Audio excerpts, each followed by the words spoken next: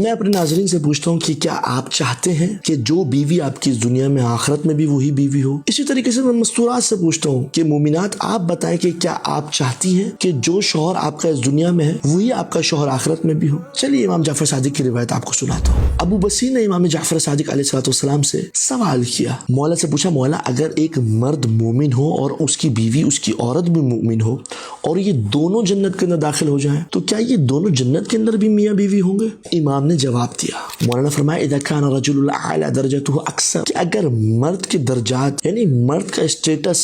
مرد کا ایمان اگر عورت کے ایمان سے زیادہ ہوگا تو اللہ تعالیٰ اس مرد کو اختیار دے گا کہ اگر تو چاہتا ہے کہ تیری وہ بیوی جو دنیا میں تھی اس کو تو اپنے ساتھ جنت میں بھی اپنے ساتھ رکھے تو تجھے اختیار ہے، اس کو تو اپنی بیوی بنا سکتا ہے۔ اسی طریقے سے جنت کے اندر داخل ہونے والی مومنہ کا ایمان اگر اس کے شوہر سے زیادہ ہوگا، اس کا مقام، اس کا مرتبہ، اس کا اسٹیٹس جنت کے اندر جو ہے اس کے شوہر سے زیادہ ہے،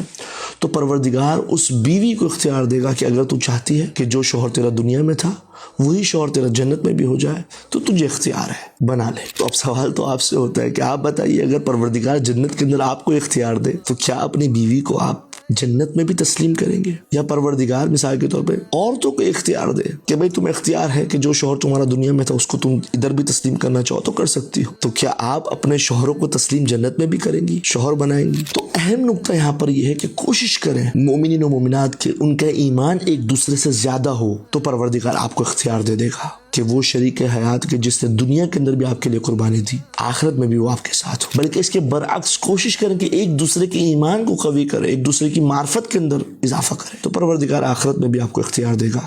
کہ اگر تم چاہو تو جو دنیا میں تمہاری بیوی تھی اس کو اپنی بیوی جنت میں بھی بنا لو۔ اور آخری بات جو بتانا ضروری ہے وہ یہ ہے کہ اگر ایک مومنہ جنت کے اندر داخل ہو جاتی ہے اور اس کا شوہر اس کو